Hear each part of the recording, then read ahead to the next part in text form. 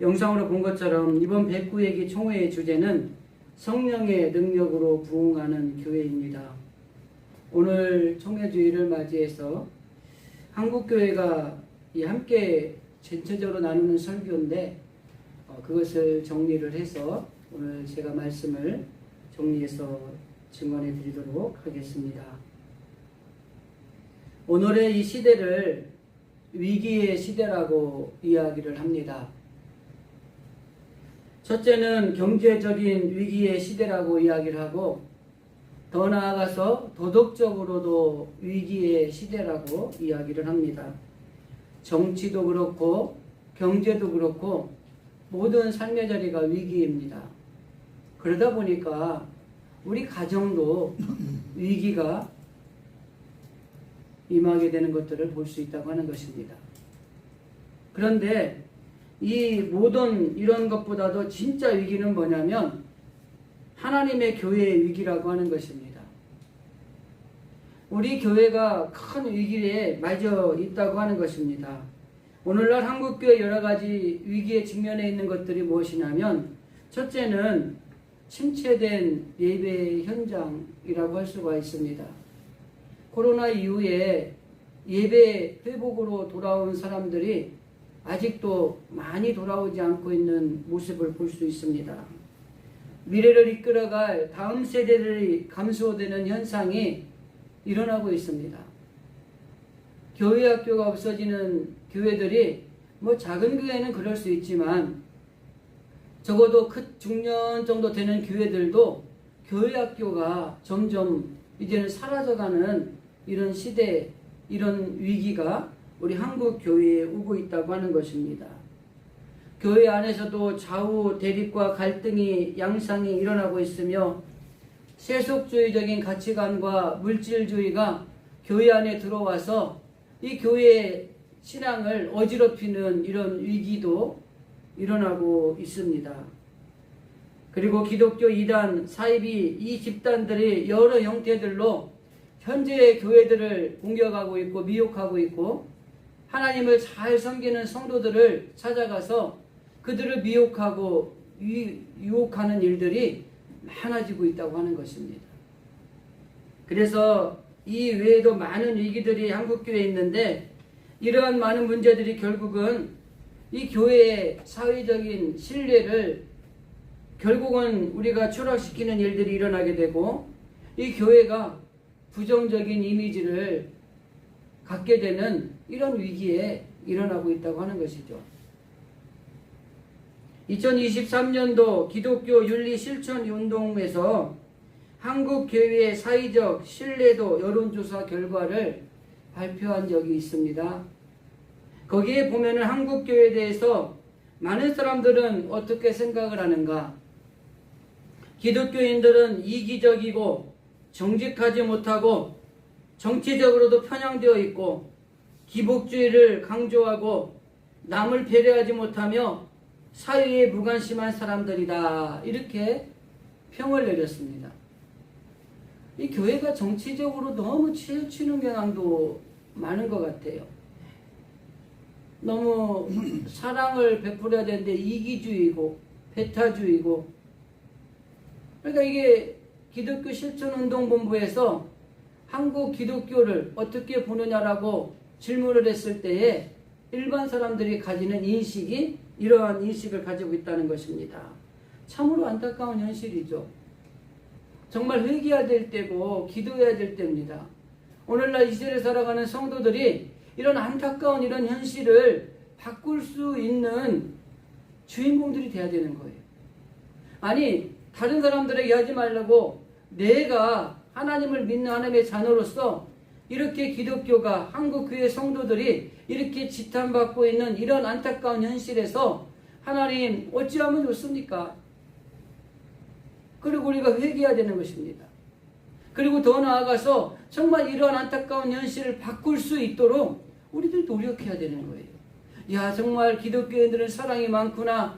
야 기독교인들은 배려할 줄 아는구나. 기독교인들은 정치적으로 편향되지 않는구나. 더 나아가서 기독교인들은 관심을 가지고 살아가는구나. 기독교인들은 참 진실하고 정직하구나. 이런 인식의 변화를 줄 수 있는 우리 그리스도인들의 삶에 필요하다고 하는 것입니다. 더불어 어느 날부터인가 우리들의 가슴을 뛰게 했던 단어가 잊혀지는 단어가 있는데 그게 뭐냐면 부흥이라는 단어입니다. 한국 교회는 엄청난 힘들고 어려운 가운데 속에도 기도하고 전도하면서 부흥을 꿈꾸면서 왔던 사람들이거든요. 그리고 교회였고, 더 나아가서 고난과 시련이 있다고 할지라도 부흥을 꿈으로 가지고 있으면서 그 고난과 시련을 이겨냈던 사람들이 기독교인들이고 한국 교회였습니다. 그런데 이러한 것들이 이제 우리 마음에서 사라져가고 있다고 하는 것입니다. 그래서 지금 현재 우리의 사람이 나도 부흥의 사람이 될 수 있다. 고난과 시련과 역경이 있다고 할지라도 나도 부흥의 사람이 될 수 있다는 이런 희망을 가지고 달려왔던 사람들인데 어느 때인가부터 이 부흥이라는 것을 잃어버리고 말았다고 하는 것입니다. 한번 우리들도 한번 우리 스스로에게 한번 질문해 보셔야 돼요. 정말 부흥을 꿈꾸고 있는가? 정말 한국 교회의 부흥을 꿈꾸고 있고 우리 교회의 부흥을 꿈꾸고 있고 우리 가정과 내 개인의 어떤 부흥을 우리가 꿈꾸고 살아가고 있는가? 한번 점검해 볼 필요가 있다고 하는 것이죠. 바로 이 부흥의 꿈을 잃어버렸다는 것이 가장 큰 위기라고 하는 것입니다. 예전에는 부흥이라는 단어만 생각해도 가슴이 뛰었는데 지금은 이 부흥이라는 단어가 잊어버리고 있다는 것이 얼마나 위기인지 모른다고 하는 것입니다. 그래서 우리 예배를 드리는 우리들은 이 부흥이라는 이 단어를 가지고 소망을 가지고 다시 우리의 식어진 가슴을 뛰게 하는 이런 일들이 일어나야 된다고 하는 것입니다. 이런 부흥이라는 찬양을 보면은 이 땅의 황무함을 부숴서 하늘의 하나님 긍휼을 베푸시는 주여 이렇게 시작하면서 이 찬양을 부르면 얼마나 마음이 뜨거워지고 하나님 앞에 기도하며 찬양을 했는지 모릅니다. 그런데 어느 날부터 이 부흥의 기억에서 사라졌다는 것입니다. 실제적으로 이 부흥을 꿈꾸며 살아가는 사람이 부흥할 수 있고 이 부흥을 꿈꾸며 살아가는 사람들이 기대할 수 있으며 이 부흥을 꿈꾸며 살아가는 사람들이 행복하고 기쁨으로 살 수 있다고 하는 것입니다. 가장 불행한 것은 부흥의 꿈이 없다고 하는 것입니다. 그래서 우리들이 이러한 부흥의 꿈을 가지고 행복한 그리스도인으로 기쁨이 넘치는 그리스도인으로 살아갈 수 있기를 바랍니다. 오늘 우리가 읽은 본문의 말씀은 사울이 개종한 후에 일어난 사건입니다. 그런데 이 사울이 개종해서 바울이 되고 난 뒤에 교회의 모습을 이렇게 증언합니다. 오늘 본문 사도행전 9장 31절입니다. 그리하여 온 유대와 갈릴리와 사마리아 교회가 평안하여 든든히 서가고 주를 경외함과 성령의 위로로 진행하여 수가 더 많아지니라. 이게 초대교회의 모습입니다. 오늘 한국교회 상황을 한번 돌아보십시오. 많은 교회에서 매주 하나님의 말씀이 동시다발적으로 선포되고 있습니다. 그리고 미디어가 발달이 되면서 교인들은 원하는 설교를 마음껏 접할 수가 있다고 하는 것입니다. 그런데 이러한 수많은 말씀을 듣고 유통되고 있음에도 불구하고 현재 그리스도인들의 모습을 자세히 살펴보면 예수 그리스도의 삶과 죽음 선포하신 복음과는 차이가 있는 삶을 살아가고 있다고 하는 것이죠. 이러한 현실이 우리가 성령의 능력을 잃어버렸기 때문이라고 하는 것입니다.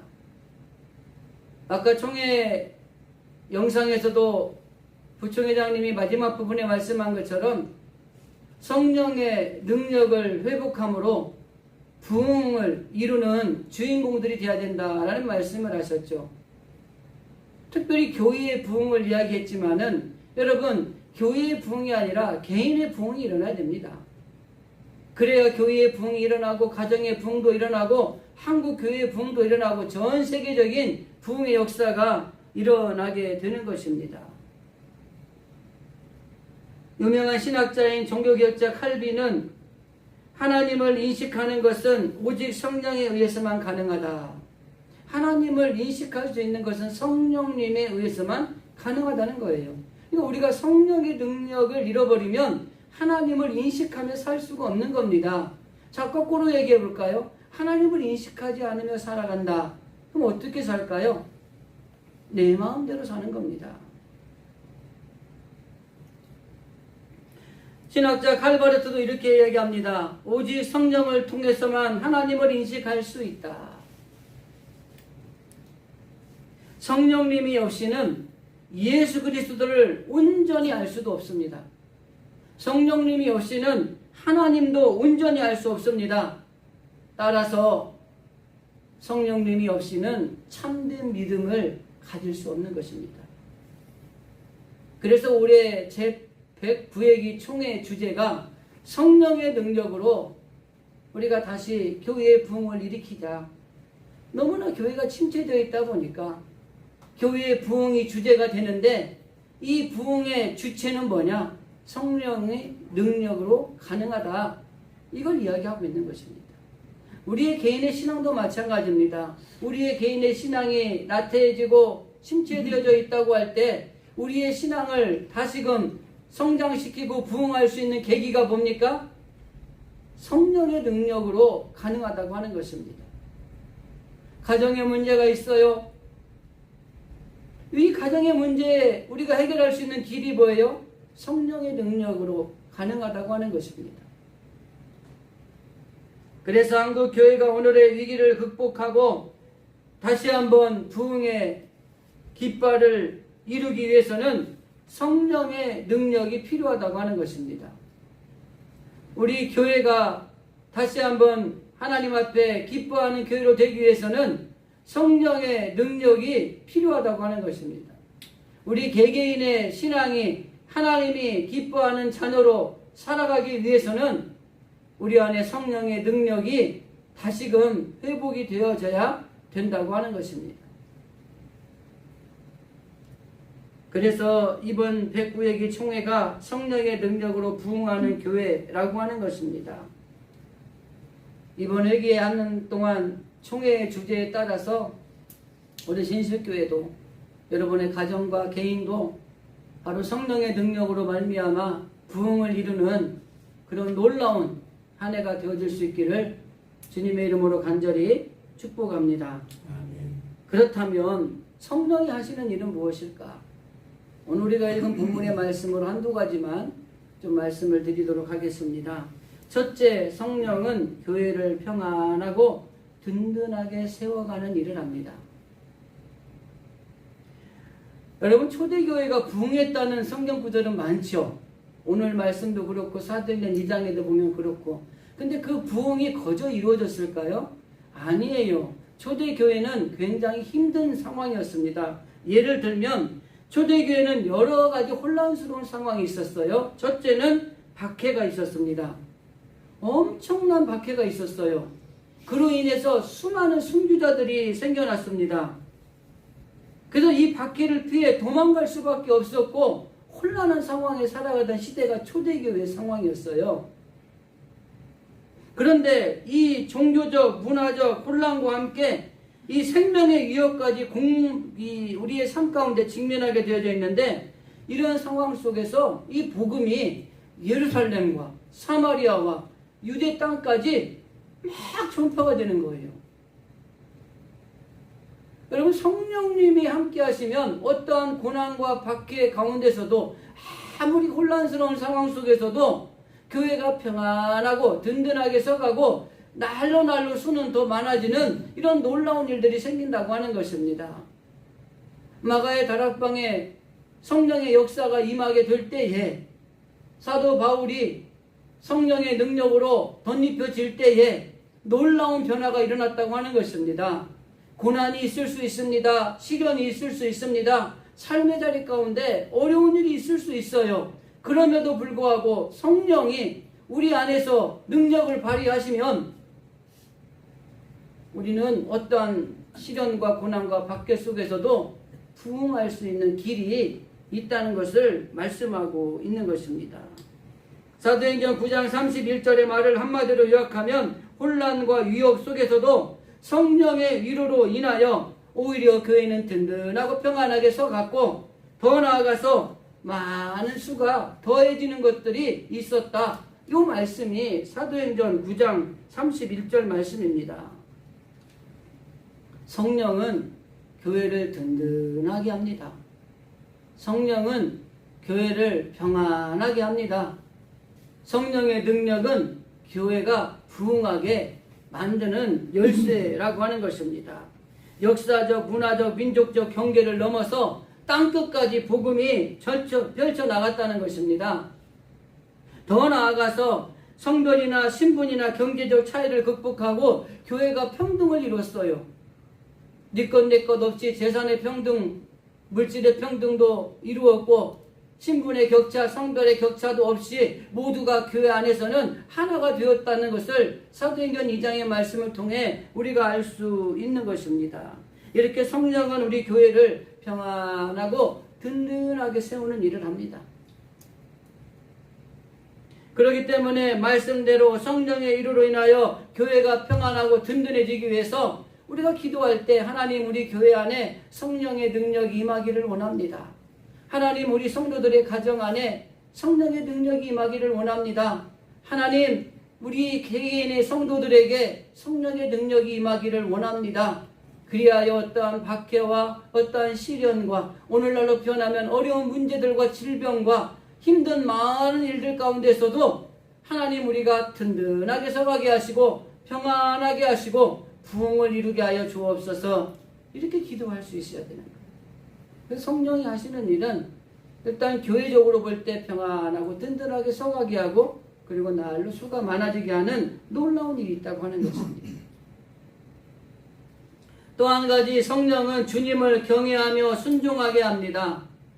사도행전에서 교회의 부흥이 일어나는 주체들이 핵심이 뭐냐면 주를 경외하는 사람들을 통해서 이루어졌다고 하는 것입니다. 그래서 교회는요, 주님의 말씀에 순종하는 사람들이 많아야 돼요. 근데 그 주님의 말씀을 경외하고 하나님의 말씀에 순종하게 하는 것이 막 우리 힘으로 우리 노력으로 되는 것 같은데 성령님이 하시는 일이라는 거예요. 그래서 여러분 우리가 막 하나님 내가 하나님을 경외하게 해주세요. 하나님을 닮아가게 해주세요. 하나님 앞에 순종하게 해주세요. 뭐 기도는 해야 되겠지만 여러분 기도를 좀 변경시키셔야 돼요. 하나님 성령님을 내게 보내주셔서 내가 주님만 경외하는 삶을 살게 해주세요. 성령의 능력이 내 마음에 임함으로 인해서 내가 성령 안에서 정말 주님을 말씀을 순종하게 해주세요. 이렇게 기도하셔야 돼요. 내가 순종하려고 그러고 내가 주님의 말씀을 경외하려고 하니까 힘든 거예요. 그러나 성령이 내 안에 오셔서 성령의 능력으로 우리가 주님 안에서 주님을 경외하고 주님의 말씀대로 순종하고 이런 것들이 이루어질 때에 놀라운 역사가 일어나는 거겠죠. 주님을 경외한다는 것은 하나님을 두려워하는 것입니다. 성령이 우리 안에 사시는 일은 주님을 경외하는 삶을 살게 하십니다. 그리고 경외하는 사람들은 하나님의 말씀에 순종하게 되어 있어요. 그래서 우리가 하나님 내 안에 성령님이 오셔서 그 성령의 능력으로 채워주십시오. 그걸로 채워지기만 하면 주님을 경외하는 삶을 살아갈 수 있고 그 주님을 경외하는 삶을 살아갈 때에 하나님 말씀하는 대로 예 주님 저는 이거 같지만 주님 말씀에 순종하겠습니다. 따라가게 되는 거죠.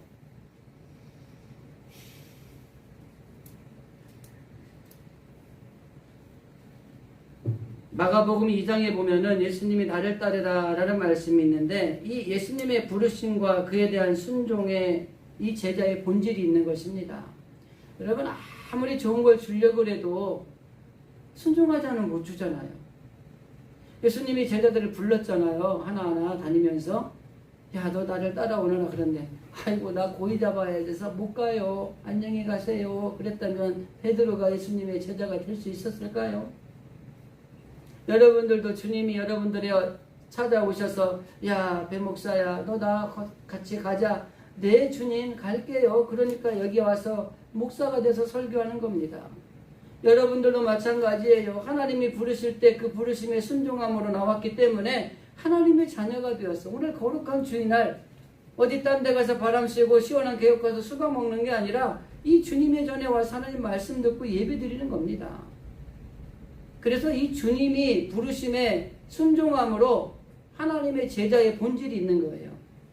우리는 어떻게 보면 주님의 부르심에 순종한 사람들입니다.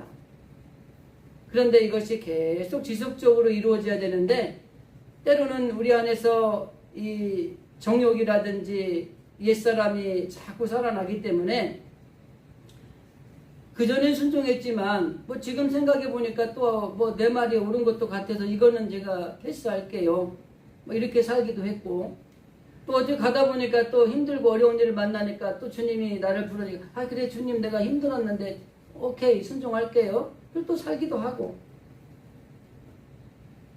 그렇기 때문에 우리는 철저하게 성령이 바로 제자된 우리들로 하여금 순종하게 만든다라는 사실을 기억하면서 성령님이 내 안에 오셔서 성령의 능력으로 나를 충만해 달라고 기도하시는 게 필요합니다.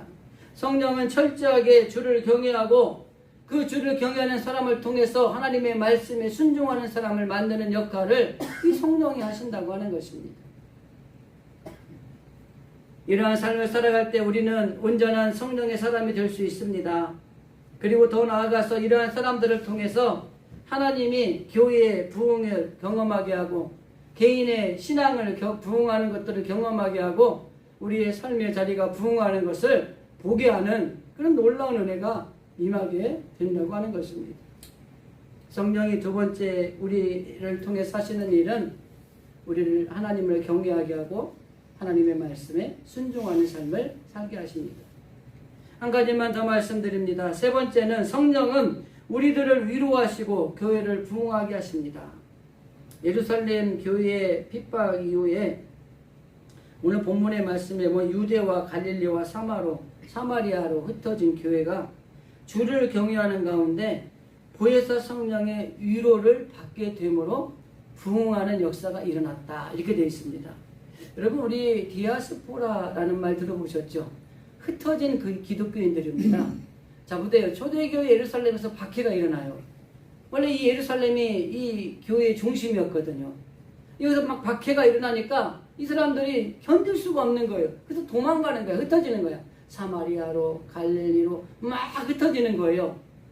근데 흩어지면서 끝난 게 아니에요. 이 흩어진 사람들이 갈릴리에 가서 사마리아에 가서 또 내가 있는 어느 곳에 가서 이 복음을 전파하는 거예요. 하나님의 놀라운 역사가 있어요. 하나님은 때로는 흩어져 놓기도 하시는 거예요. 그 흩어져서 하나님의 역사를 이룰 수 있는 귀한 일들이 있다고 하는 것입니다. 여러분 가정에도 문제가 생길 수 있어요. 아픔이 있을 수 있어요. 그 아픔과 그 어려운 문제들을 통해서 하나님이 그 가정에 부흥하게 하시는 역사가 있다고 하는 것입니다. 교회도 문제가 생길 수 있어요. 힘들 수 있어요. 어려운 일이 생길 수 있습니다. 그러면서 그 안에서 하나님의 놀라운 계획이 일어나는 거예요. 예루살렘에만 머물러 있었다고 한다면 여러분 복음이 사마리아로 그리고 갈릴리로 그 저 땅끝까지 그리고 우리 대한민국까지 복음이 올 수가 없었잖아요.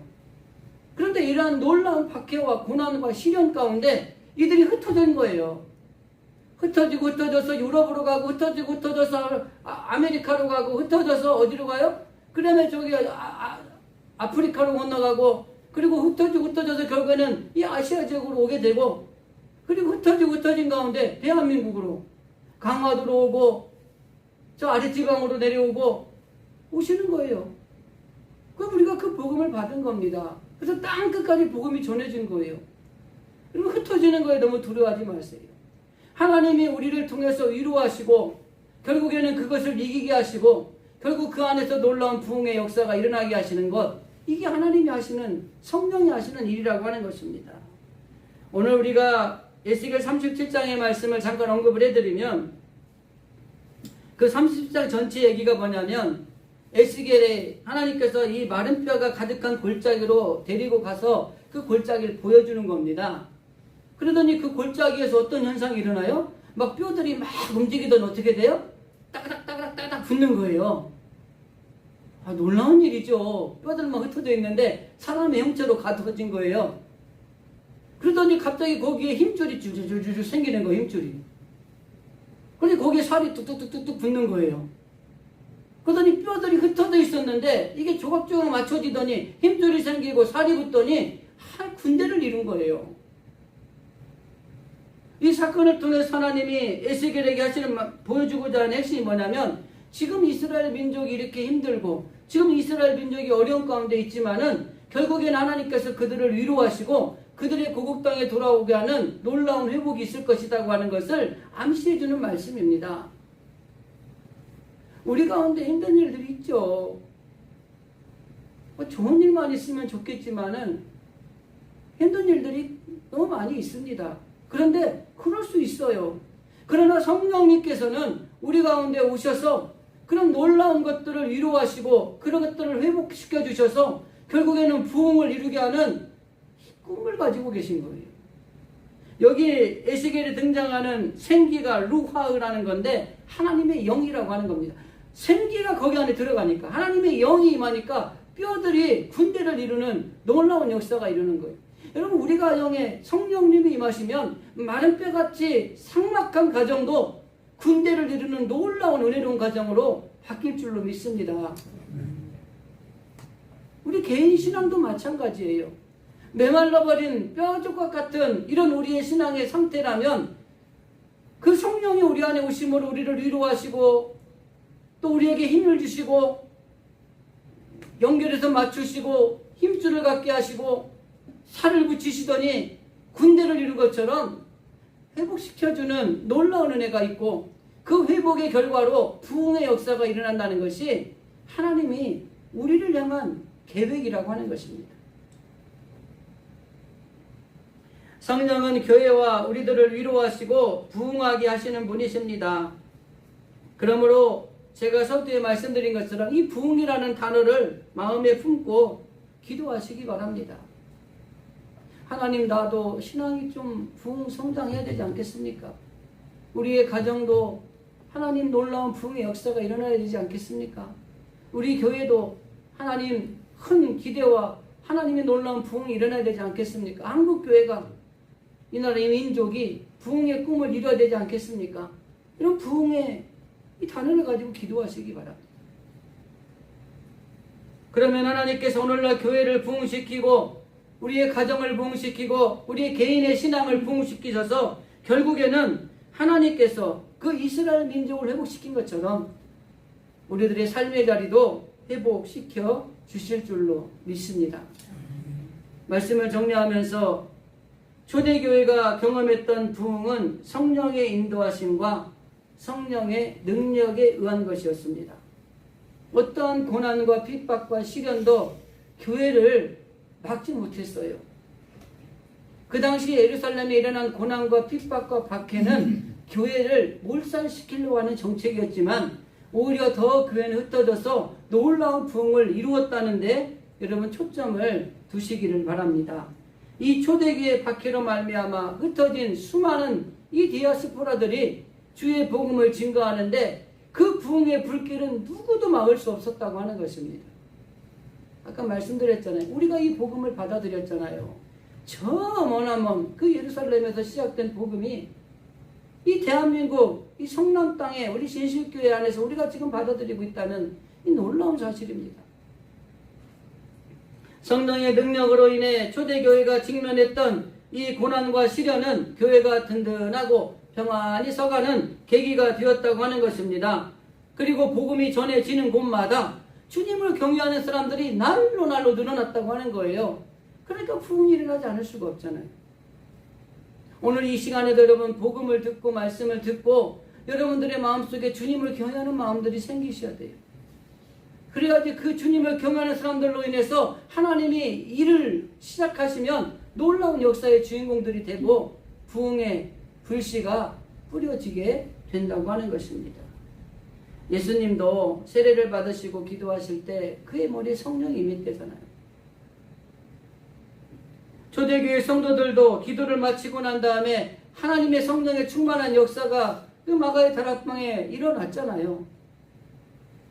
우리들도 마찬가지입니다. 힘들고 어려운 시기를 살아가면서 성령을 의지하면서 기도하면 그 성령이 우리 안에 오셔서 그 성령의 능력으로 살아갈 수 있도록 만들어 주신다고 하는 것입니다. 그렇기 때문에 우리는 성령을 의지하여 성령의 능력으로 부흥을 이루는 주인공이 되어야 된다라고 하는 이런 인식을 가지시고, 주여 성령을 내게 보내주시옵소서, 성령의 능력으로 우리가 살아가게 하옵소서, 이렇게 기도하는 게 필요하다고 하는 겁니다. 성령의 능력을 간구하며 나아간다면 한국 교회도 그렇고 우리 교회도 그렇고 우리의 가정도 그렇고 개인도 그렇고 하나님이 주시는 평안함이 날로 날로 넘치게 될 것입니다. 더 나아가서 주님을 경외하는 많은 역사가 일어나게 될 것입니다. 그리고 부흥의 역사를 경험하게 되는 놀라운 일들이 우리 가운데 일어나게 될 것입니다. 이제 9월부터 시작하는 109회기 총회와 더불어서 우리 진실교회도 성령의 능력으로 부흥하는 교회가 되고, 더 나아가서 우리들이 성령으로 능력으로 부흥하게 되는 은혜의 삶을 살아갈 수 있기를 주님의 이름으로 간절히 기도를 드립니다.